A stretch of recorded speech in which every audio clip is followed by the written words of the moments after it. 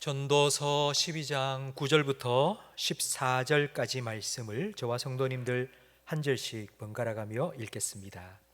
전도자는 지혜자이어서 여전히 백성에게 지식을 가르쳤고 또 깊이 생각하고 연구하여 잠언을 많이 지었으며, 전도자는 힘써 아름다운 말들을 구하였나니 진리의 말씀들을 정직하게 기록하였느니라. 지혜자들의 말씀들은 찌르는 채찍들 같고 회중의 스승들의 말씀들은 잘 박힌 못 같으니 다 한 목자가 주신 바이니라. 내 아들아, 또 이것들로부터 경계를 받으라.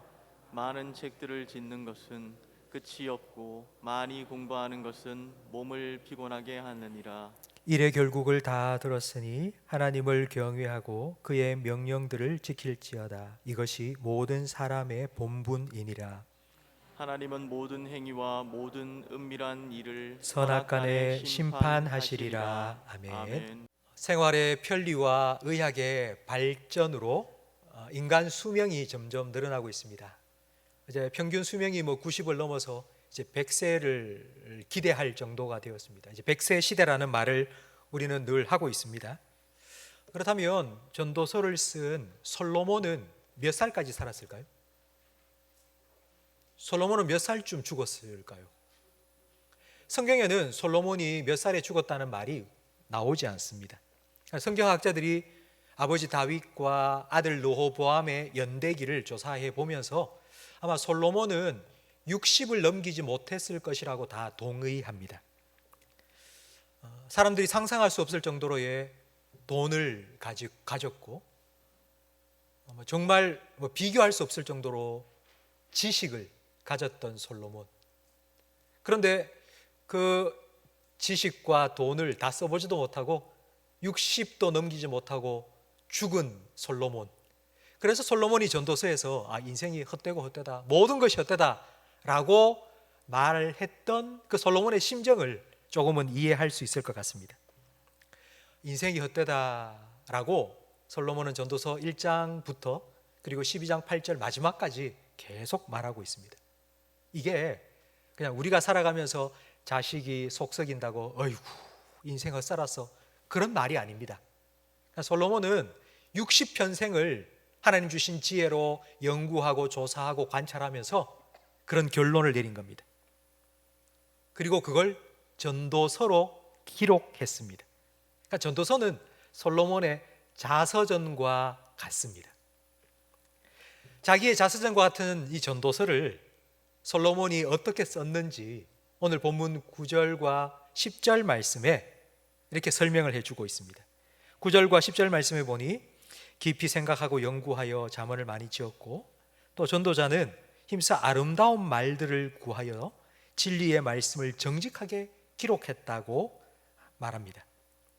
그러니까 전도서를 쓴 세 가지 방법은 논리적 명확성, 그리고 문학적 예술성, 그리고 도덕적 진실성입니다. 논리적 명확성이라는 건 말을 하는데 여기 갔다 저기 갔다 무슨 말을 하는지 알아듣지 못하게 왔다 갔다 하는 게 아니라 핵심 포인트를 정확하게 콕콕 집어서 썼다는 뜻입니다. 그리고 문학적 예술성은 딱딱하지 않게 재미있게 술술 읽을 수 있도록 전도서를 썼다는 뜻이고, 그리고 도덕성, 도덕적 진실성은 거짓이 없이 진지하게 진실되게 전도서를 기록했다는 의미입니다. 여러분은 여러분의 인생을 돌아보면서 자서전을 쓴다면 여러분 어떤 걸 남기고 싶습니까? 내가 살아온 지난 날을 내가 자서전처럼 기록을 남긴다. 여러분의 삶에 어떤 것들을 남기고 싶습니까? 호랑이는 죽어서 가족을 남기고 사람은 죽어 이름을 남긴다는 속담이 있습니다. 그래서 이름을 남긴다는 건 내가 이런 사람이네, 내가 이렇게 잘 살았네, 내가 이런 업적을 이루었네, 그렇게 이름을 드러낸다는 뜻입니다. 학창시절에 반에서 1등한 사람은 자서전을 쓸 때에는 전교 1등을 했다고 아마 뻥튀기를 해서 쓸 겁니다. 그게 인간의 본성입니다. 솔로몬 자랑거리가 얼마나 많았겠습니까? 그의 평생 이룬 업적도 얼마나 많았겠습니까? 그런데 솔로몬은 자기 자서전을 쓰면서 헛되고 헛되다, 모든 것이 헛되다 라고 쓴 겁니다. 그럼 왜 이런 헛되다는 자서전을 쓴 걸까요? 그 이유가 11절 말씀에 기록되어 있습니다. 우리 11절 말씀을 함께 읽어보겠습니다.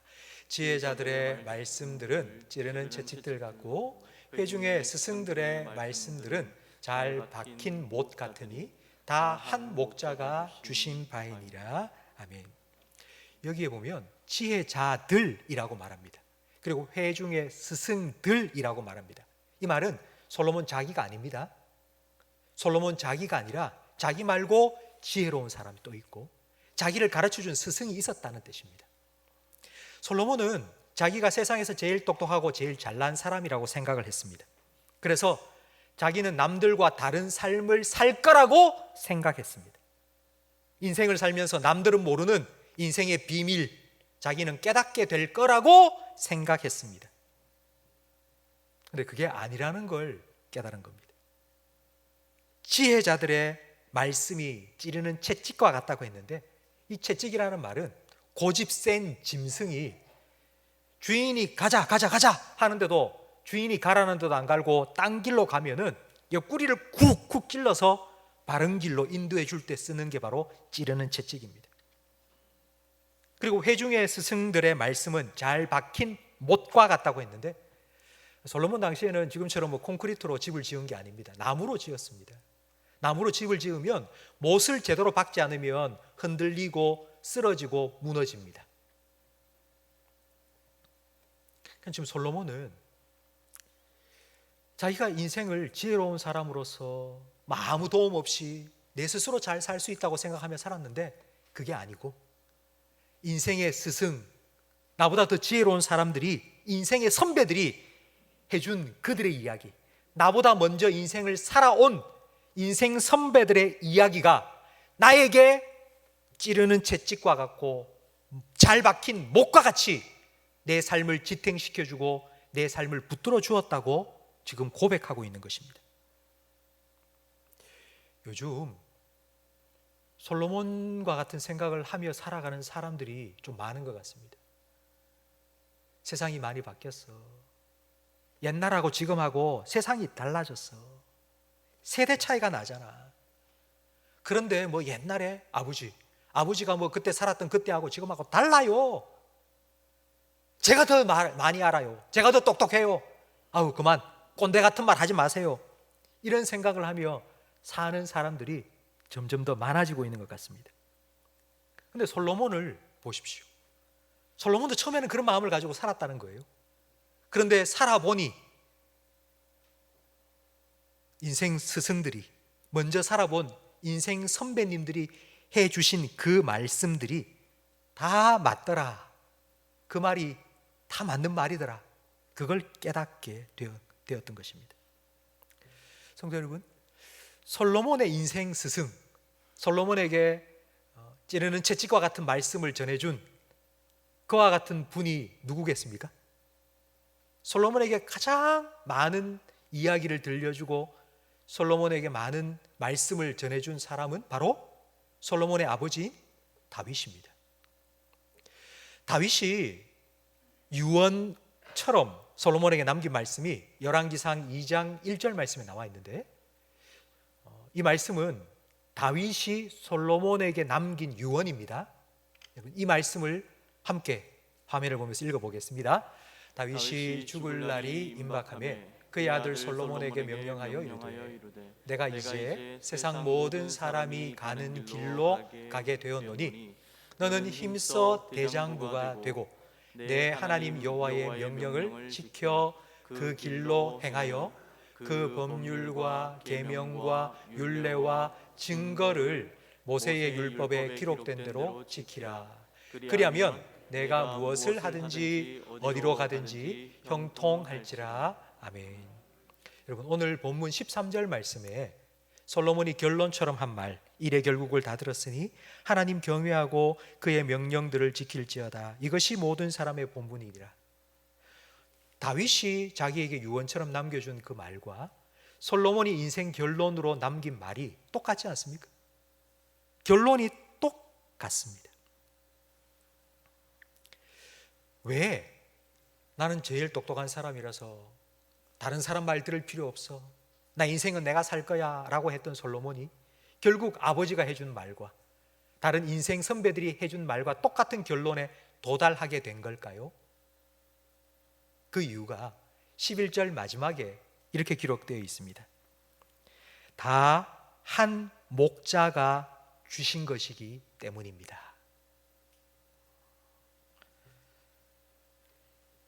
다윗의 목자 되신 하나님, 인생의 지혜와 인생의 지식을 가르쳐준 스승들의 목자가 되신 하나님, 그리고 지금 나의 목자가 되신 하나님, 그 하나님이 한 분이십니다. 그 목자이신 하나님께서 솔로몬이 난 내 마음대로 살고 싶어, 멋있게 멋대로 내가 한번 살아볼게, 나는 그런 지혜가 있으니까 라고 제 길로 가던 양과 같은 솔로몬을 하나님께서는 찌르는 채찍과 같은 말씀으로 돌이켜 주셨고, 잘 박힌 목과 같은 말씀으로 다시 하나님을 붙잡도록 해 주신 것입니다. 그러면서 12절에 솔로몬은 이렇게 자기가 이 전도서를 쓰게 된 이유를 이렇게 말합니다. 우리 12절 말씀도 같이 읽어보겠습니다. 내 아들아, 또 이것들로부터 경계를 받으라. 많은 책들을 짓는 것은 끝이 없고 많이 공부하는 것은 몸을 피곤하게 하느니라. 아멘. 이 전도서 12장 12절 말씀은 우리 중고등부 학생들이 참 좋아하는 말씀이라고 하더라고요. 하나님께서도 공부하는 게 힘들다 하셨다, 좀 놀고 그래야지, 공부 너무 많이 하면 안 된다. 근데 이런 뜻이 아닙니다. 전도서 12장 12절 말씀의 의미는 이겁니다. 인생에 대해서 너무 고민하지 말라는 겁니다.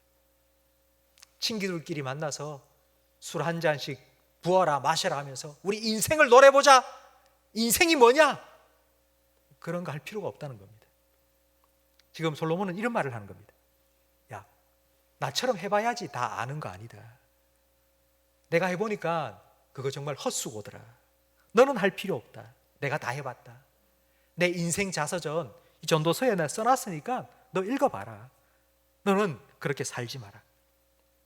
뭐 인생에 대해서 논해보고 인생에 관해서 뭐 써보겠다고? 아니, 그럴 필요 없어. 너의 목자 되신 하나님께서 너의 인생 설계도, 너의 인생 지침서, 너의 인생의 지도, 너의 인생의 내비게이션, 성경 말씀을 너에게 주셨잖아. 그게 다 나와 있어. 그게 보면 하나님께서 너를 무엇으로 만드셨는지, 하나님께서 너를 어떻게 만드셨는지, 하나님께서 너를 왜 이 땅에 보내셨는지, 하나님께서 왜 오늘도 살아가게 하시는지, 그 말씀 속에 다 나와 있어. 솔로몬은 지금 이 말을 하고 싶은 겁니다. 전도서를 쓴 이유는 솔로몬이 자기 인생을 살아보니까 인생이 뭔지 고민하며 살았던 그 모든 게 다 헛수고였다는 것을 깨달았기 때문이고, 그리고 전도서를 쓴 목적은 내가 그렇게 살았는데 너는 그렇게 살지 마라. 너는 나처럼 인생이 헛되고 헛되니 모든 것이 헛되다, 그런 말 안 했으면 좋겠다. 나는 너의 인생이 헛된 인생이 아니라 복된 인생이 되었으면 좋겠다. 그런 삶을 살아가도록 전도서를 쓴 것입니다. 그래서 전도서를 쓴 목적이 13절 말씀에 이렇게 기록되어 있습니다. 우리 13절 말씀을 함께 읽겠습니다. 이래 결국을 다 들었으니 하나님을 경외하고 그의 명령들을 지킬지어다. 이것이 모든 사람의 본분이니라. 아멘. 이래 결국, 이 말은 인생 결론이라는 겁니다. 모든 사람의 인생 결론은 다 똑같다. 이제 어떻게 살아야 되느냐? 두 가지를 말하는데, 첫 번째는 하나님을 경외해라. 그리고 두 번째는 그 하나님의 말씀에 순종해라. 두 가지 같지만 두 가지가 아니라 한 가지입니다. 하나님을 경외하는 사람이 하나님 말씀에 순종할 수 있기 때문입니다. 솔로몬은 하나님 주신 지혜를 받은 세상에서 최고로 똑똑하고 지혜로운 사람입니다. 그런데 왜 솔로몬이 그 60평생 살아오다가 늙음하게 이 사실을 깨닫게 된 걸까요? 왜 좀 일찍 깨닫지 못한 걸까요? 인생을 빙빙 돌고 돌아서 인생이 헛되고 헛되다, 다 헛되다, 그리고 난 다음에 진짜 복된 인생을 살아가는 방법은 하나님 경외하고 하나님 말씀에 순종하는 거라는 걸 결국 이 마지막 순간에 깨닫게 된 걸까요? 그 이유는 하나님을 경외하는 마음이 없었기 때문입니다. 솔로몬 왕입니다. 왕이기 때문에 솔로몬 당시에는 우리처럼 성경을 다 한 권씩 다 각각 가질 수 없습니다. 성전에 한 권 정도 직접 필사해서 기록한 성경 두루마리 성경 한두 권 정도 있을까 말까 합니다. 근데 솔로몬은 왕으로 명령만 내리면 그 성경을 가지고 와서 그 성경을 읽을 수 있습니다. 그리고 서기관에게, 제사장에게 성경을 읽어라 하면 들을 수 있습니다. 언제든지. 그런데 솔로몬은 성경을 대할 때에 하나님을 경외하는 마음으로 대한 게 아닙니다. 그냥 지적인 호기심으로 성경에 뭐가 기록되어 있을까? 성경에 내가 모르는 어떤 지혜가 또 있을까? 한번 알아봤으면 좋겠다. 오늘날 이런 생각을 가진 사람들이 정말 많습니다. 얼마 전 인문학 열풍이 불었습니다. 그런데 성경책도 인문학 책 중에 한 권 정도로 생각합니다. 성경 읽어보면 인생 사는데 도움이 되는 글들이 많아. 마음의 위안을 주는 글들이 성경에도 많이 나와 있어. 성경 읽어봐. 이런 생각으로 성경을 보는 사람들이 많이 있습니다. 근데 왜 하나님께서는 이 성경을 주신 걸까요? 하나님께서는 왜 우리에게 이 말씀을 주신 걸까요? 성경을 주신 이유를 하나님께서는 성경에 분명하게 기록해 주셨습니다. 디모데후서 3장 16절 말씀을 화면을 보면서 함께 읽어보겠습니다. 모든 성경은 하나님의 감동으로 된 것으로 교훈과 책망과 바르게 함과 의로 교육하기에 유익하니 이는 하나님의 사람으로 온전하게 하며 모든 선한 일을 행할 능력을 갖추게 하려 함이라. 아멘. 하나님의 사람으로 온전하게 하기 위해서, 그래서 선한 일을 행할 능력을 갖추게 하기 위해서 성경을 주셨다고 말씀합니다. 그럼 하나님의 사람이란 누굴까요? 하나님의 사람. 하나님께서 사람을 만들 때 하나님 형상대로 창조하셨습니다. 그리고 하나님 형상대로 창조한 그 사람을 이 땅에 보내셔서 하나님의 뜻, 하나님의 계획을 이루며 살게 하셨습니다. 그런데 죄로 인하여서 내가 내 마음대로, 내 뜻대로, 내 고집대로 살고 싶어, 그런 죄 때문에 하나님의 형상이 깨어졌고 하나님의 뜻이 이루어지지 못하게 되었습니다. 그런 우리를 위해서 하나님께서는 예수님을 보내어 주셨고 우리를 구원해 주셨는데, 구원이라는 것은 우리 안에 깨어진 하나님의 형상을 회복시켜 주시는 거고, 그러므로 우리를 향하신 하나님의 선하신 뜻을 우리가 이루어가며 살게 하시는 것입니다. 이렇게 우리를 구원하시고 우리를 회복시키시고 하나님 뜻하신 바를 이루며 사는 복된 삶으로 살아갈 수 있도록 하나님께서는 이 성경을 우리에게 주신 것입니다. 그러니까 쉽게 말하면 이런 겁니다. 하나님의 사람은 바로 예수님 믿고 구원받은 우리 성도들인데, 우리 성도들이 사람답게 살아갈 수 있도록 하나님께서는 성경을 주셨습니다. 이 성경을 하나님이 주신 내 인생의 설계도, 하나님이 나에게 주신 내 인생의 지침서, 그리고 하나님이 나에게 주신 내 인생의 지도, 내비게이션이라는 것을 믿고 그 말씀에 순종하며 살아가는 것, 이것이 오늘 13절 말씀에 기록된 이것이 모든 사람의 본분입니다. 이게 오늘 설교의 제목입니다. 사람답게 사는 삶입니다. 13절 마지막에 이것이 모든 사람의 본분이라고 했는데, 이 모든이라는 말에는 예외가 없습니다. 모든 사람입니다. 그리고 모든이라는 말 속에는 차별이 없습니다. 어떤 사람에게는 하나님께서 특별한 말씀을 주시고 나한테는 하나님 아무 말씀 안 해주시네. 어떤 사람한테는 하나님께서 이래라 저래라 말씀해 주신다고 하는데 나한테는 하나님 한마디도 안 해주시는 것 같은데, 아니요, 그렇지 않습니다. 하나님께서는 모든 사람에게, 각각 한 사람 한 사람에게 하나님의 말씀을 주셨습니다. 문제는 그 말씀을 읽느냐 안 읽느냐 이고요, 그 말씀을 깨닫느냐 못 깨닫느냐 이고, 그 말씀에 순종하느냐 안 하느냐 차이입니다. 여기서 인생이 갈립니다. 복된 인생과 헛된 인생으로 인생이 갈립니다. 왜 인생이 헛된 인생과 복된 인생으로 갈리나? 다 잘 살고 다 복 받으면 좋지. 왜 갈리나? 인생이 갈리는 이유, 인생이 나뉘는 이유가 14절 말씀에 기록되어 있습니다. 그럼 14절 말씀을 함께 읽겠습니다. 하나님은 모든 행위와 모든 은밀한 일을 선악간에 심판하시리라. 아멘. 하나님이 심판을 하십니다. 그런데 이 심판이라는 말을 들으면 일단 마음이 무거워집니다. 하나님 심판하신대. 사람들은 심판이라는 말을 싫어합니다. 부담스러워합니다. 심판 없었으면 좋겠다라고 생각합니다.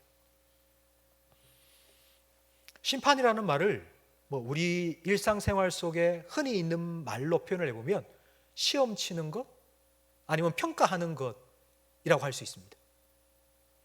요즘 학교에서는 시험을 치지 말자는 이야기들이 종종 나옵니다. 시험 때문에 우리 아이들이 너무 스트레스 받아요. 시험 준비하는 게 너무 부담스러워요. 그래서 사교육비가 너무 많이 나가요. 그러니까 시험을 없앴으면 좋겠어요. 시험 치지 말자고, 그런 이야기들이 자꾸 나옵니다. 근데 여러분, 시험과 평가를 반대하는 이유는 서로 비교하고 경쟁시키기 때문입니다. 사람이 소도 아닌데 등급을 자꾸 매깁니다. 1등급, 2등급, 너는 3등급. 줄 세워서 성적에 따라 줄 세우고 너는 1등급, 너는 2등급. 이렇게 하니까 얼마나 스트레스 받습니까? 그래서 이런 시험 치지 말자, 이런 평가 내리지 말자, 다 잘되게 해주고 다 100점 주고. 여러분, 그래서 어떻게 세상이 돌아가겠습니까? 세상에서 시험을 치고 세상에서 경쟁을 하도록 만드는 이 시험은요, 세상적인 방법입니다. 그러니까 세상 시험과 세상 평가는 경쟁시키고 줄 세우고 비교합니다. 그런데 하나님의 평가, 하나님의 심판은 그렇지 않습니다. 하나님께서는 우리를 평가하실 때, 야, 너 왜 저 사람처럼 못 살았어? 왜 너 남들보다 못 살았어? 남들보다 더 잘 살고 남들보다 더 성공해야지. 너 왜 이거밖에 안 돼? 하나님은 그렇게 비교하면서 평가하지 않습니다. 하나님은 줄 세우지 않습니다. 1등, 2등 점수 매기지 않습니다. 하나님의 평가 기준, 하나님의 심판 기준은 명확합니다. 그건 뭐냐? 정말 네가 나를 경외하느냐? 그리고 내가 너에게 준 인생 지침서, 네가 이 성경 말씀을 읽고 그 말씀에 순종하며 살았느냐? 이것이 바로 하나님이 우리 각 사람을 심판하시는 심판의 기준입니다. 그렇기 때문에 우리는 하나님의, 나를 향하신 하나님의 뜻이 무엇인지를 깨달아야 됩니다. 에베소서 5장 17절 말씀을 함께 화면을 보면서 읽겠습니다. 그러므로 어리석은 자가 되지 말고 오직 주의 뜻이 무엇인가 이해하라. 아멘. 이해한다라는 이 말은 안다는 정도가 아닙니다. 우리는 이 성경 말씀이 하나님의 말씀이라는 걸 다 압니다. 그런데 이해한다는 건 이 하나님의 말씀 중에 오늘 나에게 주시는 하나님의 말씀을 깨닫는 겁니다. 그래서 그 말씀대로 순종하며 사는 것이 이해한다는 것입니다. 이해한다는 말을 우리가 흔히 쓰는 말로 바꾸면 적용입니다. 이게 하나님의 말씀이라는 거 모르는 사람 없습니다. 다 하나님의 말씀이라고 다 인정합니다. 그러나 이 말씀을 오늘 여기에 살아가는 내 삶에 적용시키는 거, 아, 이게 나를 향하신 하나님의 뜻이구나. 내가 이렇게 살아가기를 원하시는구나. 이걸 깨닫는 게 하나님의 뜻을 이해하는 것입니다.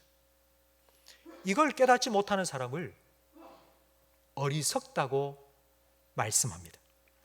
성경 중에 어리석은 사람의 가장 대표적인 사람, 누가복음 12장에 나오는 어리석은 부자입니다. 그 사람이 얼마나 어리석었는지 예수님께서도 어리석은 부자라고 말씀하셨습니다. 근데 왜 그가 어리석을까요? 그 부자가 왜 어리석은 사람일까요? 이 부자는 인생 전반전을 돈 버는 데 다 썼습니다. 돈을 많이 벌었습니다. 그리고는 인생 후반전을 이제는 먹고 놀자, 인생 후반전을 먹고 노는 데 쓰자고 계획을 세웠습니다. 이게 어리석은 겁니다. 하나님께서 왜 생명을 주셨는지, 하나님께서 왜 돈을 맡겨주셨는지, 하나님의 의도, 시험을 낸 출제자의 의도를 깨닫지 못한 겁니다. 파악을 하지 못한 겁니다. 이해하지 못한 겁니다. 왜 주셨는지 모르니까. 그러니까 돈 많이 벌고 돈이 많으니까 이제 놀고 즐기며 살자. 그러니까 이렇게 사는 게 행복한 삶이고 이게 정말 즐겁게 사는 거 아니냐라고 생각한 것이 어리석다고 말씀한 것입니다. 성도 여러분, 우리가 인생 살아갈 때에 우리의 시간은 흘러가는 것이 아닙니다. 우리가 70년을 살고 50년을 살고 30년을 살아온 우리의 인생이 다 지나간 게 아닙니다. 세월은 흘러가는 게 아니라 쌓입니다. 차곡차곡 쌓입니다. 우리가 뭘 하려고 살아가든 우리가 살아온 우리의 인생은 쌓입니다. 차곡차곡 쌓인 그 인생은 언젠가 결산할 날이 분명히 옵니다. 하나님께서 심판하신다, 그 의미입니다. 너 뭐하고 왔니? 내가 너에게 준 생명 가지고 너 어떻게 살았니? 너 뭐하다 왔니? 하나님께서 물으실 겁니다. 그러니까 이 인생을 깨닫는 것이 지혜로운 것입니다. 주님의 뜻이 무언가? 나를 향한 주님의 뜻이 뭔가? 하나님의 뜻이 무엇인가? 그걸 이해해야 합니다. 그래야지 우리는 하나님의 사람답게 이 땅을 살아갈 수 있습니다. 솔로몬은 늦게서야 이걸 깨닫게 되었습니다. 자기 인생을 돌아보면서 헛되고 헛되다. 그러니 너는 나처럼 헛된 삶 살지 말고 하나님을 경외하며 하나님 말씀 순종하며 그렇게 살아라 라고 말했습니다. 맞는 말인데, 그런데 솔로몬은 지금 문제 제기만 한 것입니다. 솔로몬은 너는 나처럼 살지 마라고 말하는 부정적인 본보기일 뿐입니다. 우리에게는 솔로몬처럼 나처럼 되지 마라고 말하는 사람이 필요한 게 아니라, 아, 정말 저분 닮아야 되겠다, 저분처럼 살아야 되겠다, 나도 저분을 따라가야 되겠다, 저분을 믿고 의지해야 되겠다라고 말할 수 있는 긍정적인 본보기가 필요합니다. 솔로몬보다 더 크신 분이 우리에게 필요합니다. 어떻게 하면 하나님을 경외할 수 있는지, 어떻게 하면 하나님 말씀에 순종하며 살 수 있는지, 어떻게 하면 하나님의 뜻이 무엇인지를 깨닫고 살 수 있는지, 그걸 우리에게 가르쳐 주시는 솔로몬보다 더 지혜로우신 분이 우리에게 필요합니다. 그분이 바로 저와 여러분의 주님이신 예수님이십니다. 예수님께서 이 땅에 오신 이유가 바로 이것입니다. 예수님은 순종이 무엇인지를 이 땅의 삶을 통하여 우리에게 보여주셨습니다. 예수님은 솔로몬보다 더 지혜로우신 분입니다. 그럼에도 예수님은 하나님의 말씀에 순종하셨습니다. 예수님이 하나님 말씀에 어떻게 순종하셨는지 그 단적인 예가 바로 요한복음 8장 28절 말씀에 기록이 되어 있는데요, 함께 읽어보겠습니다. 내가 스스로 아무것도 하지 아니하고 오직 아버지께서 가르치신 대로 이런 것을 말하는 줄도 알리라. 아멘. 예수님께서 이렇게 말씀하신 겁니다. 내가 하는 말 한마디 한마디 다 내가 하고 싶은 말 툭툭 내뱉는 게 아니다. 하나님께서 나에게 가르쳐 주신 대로만 나는 말한다. 말 한마디를 하는 것도 그냥 내가 하고 싶은 말을 한 게 아니에요. 하나님께서 가르쳐 주신 그대로 예수님은 말씀하셨습니다. 예수님은 정말 하나님께 순종하셨습니다. 예수님의 순종의 최대의 위기가 바로 십자가를 지시는 것입니다. 십자가 앞에서 예수님이 이렇게 기도하셨습니다. 할 수만 있다면 이 잔을 옮겨주십시오. 십자가를 지지 않을 수 있는 방법이 있다면 나 앉았으면 좋겠습니다. 하나님, 아버지, 좀 십자가 좀 앉을 수 있으면 앉게 해주세요. 그렇게 기도하다가 예수님의 기도가 바뀌었습니다. 그러나 나의 뜻대로 말고 아버지의 뜻대로 되기를 원합니다. 그렇게 기도하시고는 예수님은 십자가 지셨습니다. 십자가에 못 박히셨습니다. 십자가에 못 박히신 예수님을 향하여서 사람들이 손가락질하면 이렇게 말했습니다. 네가 하나님의 아들이라고 내려와봐. 내려오면 내가 믿어줄게. 얼마나 수치스럽고 얼마나 조롱을 당했습니까? 그런데 예수님은 십자가에 꼼짝도 하지 않고 그대로 매달리셨습니다. 그리고 마지막으로 다 이루었다. 100% 순종을 하신 겁니다. 99%가 아니라 100% 하나님의 뜻을 깨닫고 그 하나님의 뜻에 순종하셨습니다. 100% 완벽하게 순종하신 예수님은 오늘 본문 14절 말씀처럼 모든 행위와 모든 은밀한 일을 선악간의 심판을 받을 필요가 없습니다. 그런데 예수님께서 십자가에서 죄의 삭슨 사망이라 하신 그 말씀대로 심판을 당하셨습니다. 예수님은 100% 순종한 분이시기 때문에 심판을 받을 필요가 없습니다. 그런데 왜 심판을 받으셨습니까? 내가 받아야 할 심판. 하나님을 경외하지도 않고 하나님 말씀이 늘 가까이 있는데도 그 말씀에 귀 기울이지 않고 그 말씀을 외면하고 그 말씀에 불순종한 나의 죄를 대신해서 예수님께서는 십자가에 못 박혀 심판을 받으셨습니다. 예수님께서 이렇게 말씀하셨습니다. 요한복음 5장 24절 우리 함께 읽어보겠습니다. 내가 진실로 너희에게 이르노니 내 말을 듣고 나 보내신 이를 믿는 자는 영생을 얻었고 심판에 이르지 아니하나니 사망에서 생명으로 옮겼느니라. 아멘. 예수님을 믿으면 예수님께서 내가 받아야 할 나의 불순종의 대가, 그 심판을 십자가에서 이미 다 받으셨다는 것을 믿으면 심판이 아니라 영원으로, 영생으로, 천국으로 옮겨졌다고 우리에게 말씀하십니다. 성도 여러분, 우리는 이 예수님을 믿는 사람입니다. 우리는 심판을 두려워하며 사는 그런 인생이 아닙니다. 나중에 하나님 앞에 서면 내가 잘못한 거 하나님 하나하나 들이대면서 너 왜 이렇게 살았어? 너 벌 받아야 돼? 너 벌 받아야 돼? 너무 무서워요. 그렇게 하나님 앞에서 막 주눅 들어서 살아가는 그런 불행한 인생을 사는 사람이 아닙니다. 나를 위해서 자기의 독생자 아낌없이 내어주신 그 하나님의 사랑을 우리가 깨닫고 나 주님의 기쁨이 되고 싶습니다. 주님의 뜻을 이루어가며 살고 싶습니다. 두려움이 아니라 즐거움으로, 기쁨으로 주님을 위해 나 살고 싶습니다. 바로 이렇게 복된 삶을 우리는 살아가는 사람들입니다. 주님께서는 헛된 인생이 아니라 복된 인생으로 우리를 바꾸어 주셨습니다.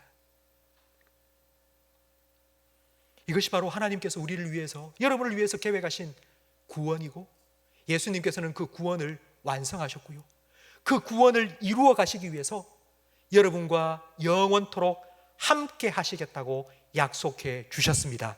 성도 여러분, 하나님께서 시작하신 이 구원은 하나님께서 반드시 이루실 줄 믿으시기 바랍니다. 여러분 중에 그 어느 누구도 내 인생이 헛되고 헛되다, 모든 것이 헛되다 라고 말하지 못하도록 내 인생은 복되고 복되도다, 내 인생 모든 삶이 하나님의 은혜요 축복이었다고 고백할 수 있도록 하나님께서는 예수님을 여러분을 위해서 보내주셨고, 여러분에게 성령을 보내주셨고, 여러분과 함께 하시며 여러분의 삶을 지금도 붙드시고 인도하여 주실 줄 믿으시기 바랍니다. 우리는 예수님을 바라보아야 합니다. 예수님을 바라보고 예수님을 따라가시고 그 예수님을 더 닮아가시기 바랍니다. 예수님처럼 기도하시기 바랍니다. 예수님처럼 순종하시기 바랍니다. 예수님과 함께 살아가시기 바랍니다.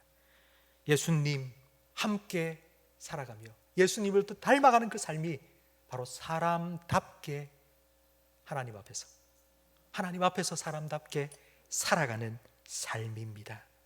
성도 여러분, 예수님을 더 알아가시고 예수님을 알아가면 알아갈수록 예수님을 더 사랑하시고 예수님을 사랑하면 사랑할수록 더 가까이 하시고 예수님을 가까이 하면 가까이 할수록 그 예수님을 더 닮아가셔서 하나님께서 여러분에게 주신 그 하나님의 형상을 온전히 회복시키고 하나님께 주신 여러분의 인생을 통하여 하나님 계획하신 것을 아름답게 이루어 가셔서 주님께서 꼭 도와주실 겁니다. 그래서 하나님 앞에 설 때에 심판받는 거 두려워가 아니라 잘했다, 정말 착하고 충성된 종아, 이렇게 칭찬받는 저와 우리 모든 성도님들의 삶이 되기를 예수 그리스도 이름으로 축원합니다.